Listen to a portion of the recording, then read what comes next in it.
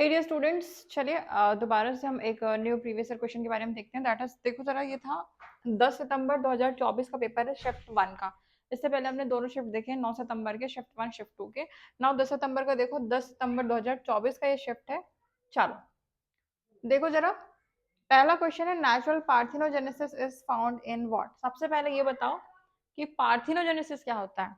और पार्थिनोजेनेसिस में अगर प्राकृतिक पार्थिनोजेनेसिस जोड़ दिया जाए तो क्या मतलब? पार्थिनोजेनेसिस का मतलब वो होता है रिप्रोडक्शन होगा, लेकिन असेक्सुअल फॉर्म पे।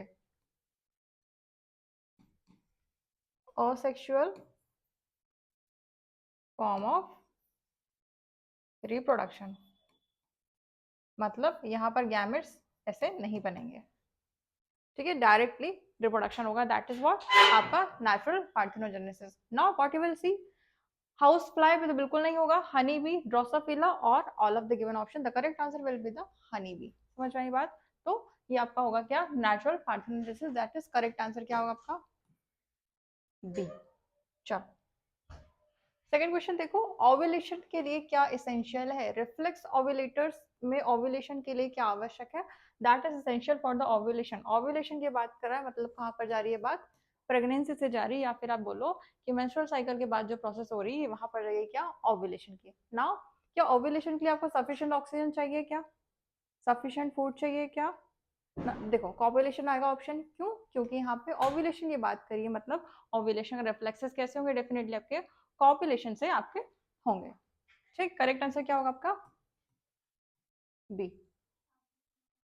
चलो, human embryo is about an inch in length after, मतलब मानव भ्रूण की लंबाई लगभग 1 इंच होती है कब? 2 वीक में, 8 हफ्ते में, 6 वीक्स में, या फिर बोलो आपके 4 वीक में। तो ऑफकोर्स 4 वीक्स में आपकी ये चीजें हो जाती है, 2 हफ्ते में चीजें दिखने लग जाती है। ठीक, आगे देखो, which of the following controls spermatogenesis, मतलब जब स्पर्मेटोजेनेसिस होता है तो कौन सा हार्मोन्स आपके कंट्रोल्स होंगे?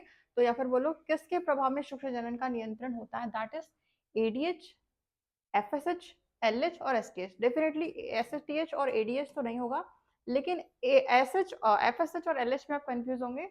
याद रखना, जब मेंस्ट्रुअल साइकिल का टाइम रहता है, जब मेंस्ट्रुअल साइकिल का टाइम रहता है, या फिर आप बोलो मासिक धर्म की जब बात होती है, तो यहाँ पे हमारा एलएच सबसे टॉप में रहता है, मतलब एलएच सर्ज करता है, ठीक है। लेकिन अगर स्पर्मेटोजेनेसिस के फॉर्मेशन की बात करेगी तो हमारा करेक्ट ऑप्शन होगा follicular stimulating hormone, that is FSH. Correct answer क्या होगा आपका, बी। चलो, the cavity present in Graafian follicle, ये क्वेश्चन कहाँ से आया है, ग्राफियन फॉलिकल से। ग्राफियन फॉलिकल का स्ट्रक्चर आपको पता होना चाहिए, कुछ इस टाइप का स्ट्रक्चर रहता है, ठीक है। और इस टाइप में एक वो रहता है अंदर फॉर्मेशन, कुछ इस टाइप का, ठीक है। यहाँ पे अंदर लेयर्स रहती है, zona pellucida and all corona radiata वगैरह। और अंदर जो आपका स्पेस है, स्पेस, इस स्पेस को हम क्या बोलते हैं, एंट्रम, ठीक है। ये जो कैविटी अंदर रहती है इसे क्या बोलते हैं, एंट्रम। तो क्या होगी, नो, एमनियोटिक नहीं होगी, एमनियोटिक कैविटी नहीं होगी तो प्लेसेंटा बेबी फॉर्मेशन होगा तब होगा। आर्गेंट्रॉन भी नहीं हो, करेक्ट आंसर आपका क्या हो जाएगा, सी। ठीक, चलो, which of the following is one of the most widely accepted method of contraception in India? वर्तमान में भारत के गर्भ निरोधक में सबसे व्यापक रूप की स्वीकृति तरीका निम्नलिखित में से कौन सा है? ये मैंने पढ़ाया था कल की क्लास में। ट्यूबेक्टोमी नहीं, डायरेक्टली सारी चीजें खत्म हो जाती है, डायफ्राम नहीं। आयोडीज है, ठीक है, आयोडीज में आपके कॉपर टीज हो गए, ठीक है, आपके लिपल स्ट्रिप हो गए, मल्टीलोड्स हो गए, ये आपके बहुत अच्छे आज की डेट में लिए जाने वाले मेथड्स है। ये आपका 1-to-1 पर्सनल मेंटरशिप, यहाँ पे हम टीचर्स को, स्टूडेंट्स को पर्सनली गाइड करते हैं, रैंडम कॉल्स किए जाते हैं, पर्सनल सेल्फ डाउट सेशन किया जाता है, जिसमें स्टूडेंट्स उतना ही एक्टिव रहे जितना वो होता ये कि 40 बच्चे, तो 40 बच्चे में स्टूडेंट उतना फोकस नहीं कर पाते हैं। लेकिन ये जो पर्सनल मेंटरशिप है, यहाँ पे हम स्टूडेंट को सिंगल पढ़ाते हैं और सिंगल ही उसके डाउट्स क्रॉस कर क्लियर करते हैं। ठीक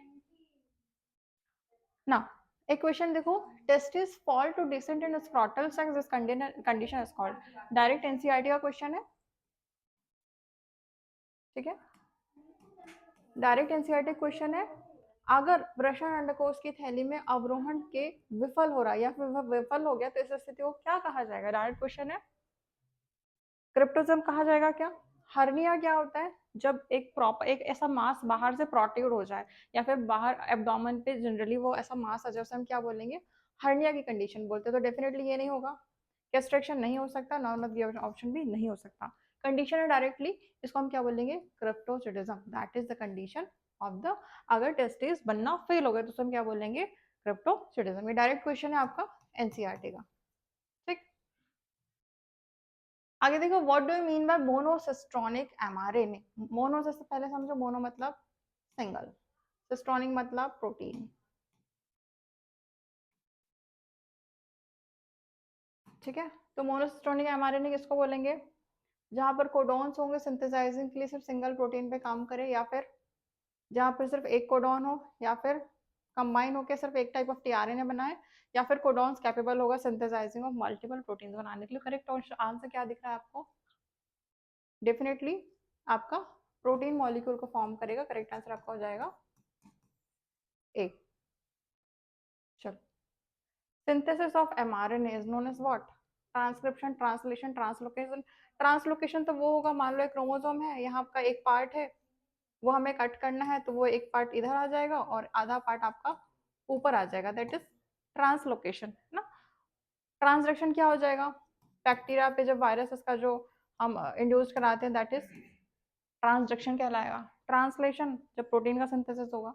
ट्रांसक्रिप्शन आपका हो जाएगा एमआरएनए का सिंथेसिस। करेक्ट आंसर क्या हो जाएगा आपका? ए। ट्रांसक्रिप्शन ट्रांसलेशन से बार बार क्वेश्चन आ रहे हैं, यू शुड अवेयर कि बाद में क्या आएगा।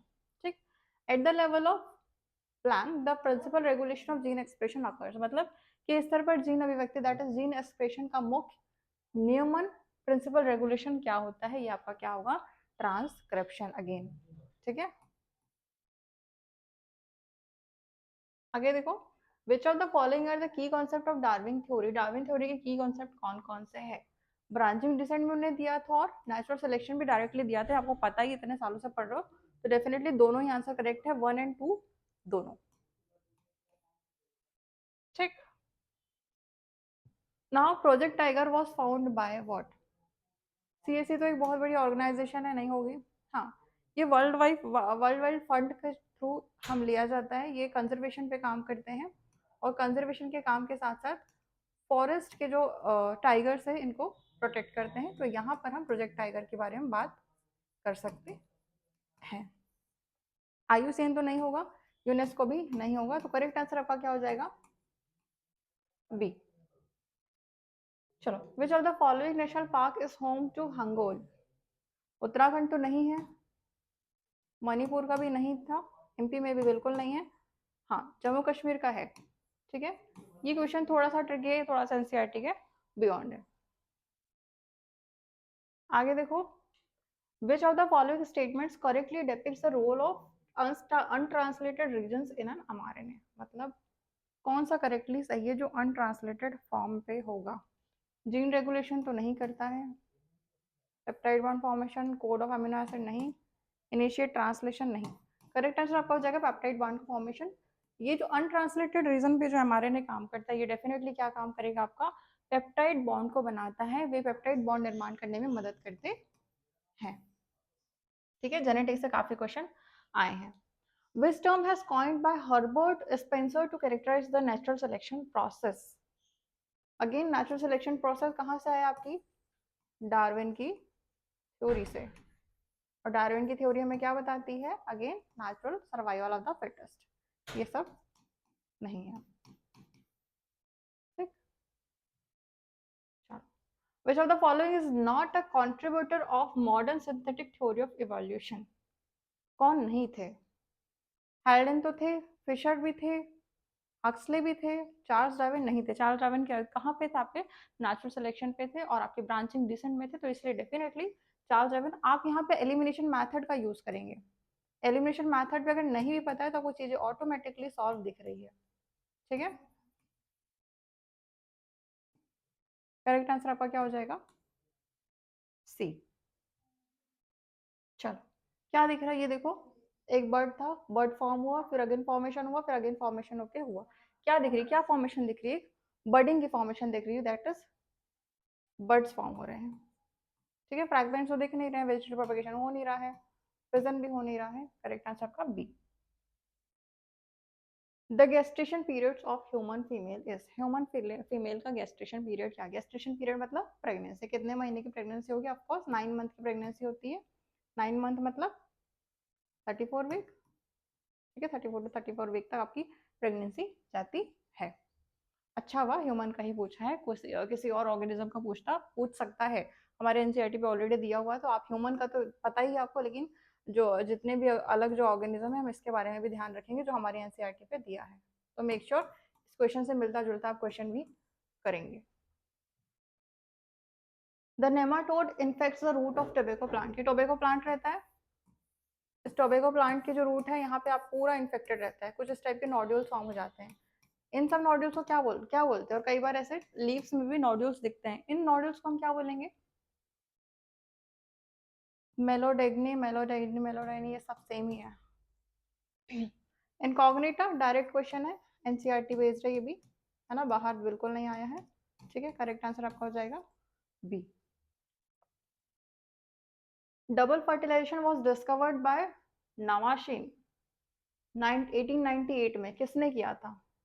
मैंगो शुगर केन के लिए नहीं था, ब्रासिका एंड कैंडी फ्रूट के लिए भी नहीं था, हाँ लिथियम एंड फ्रेटिलेरिया के लिए था। ये क्वेश्चन अगर अगेन थोड़ा सा एनसीईआरटी से बियॉन्ड आया है,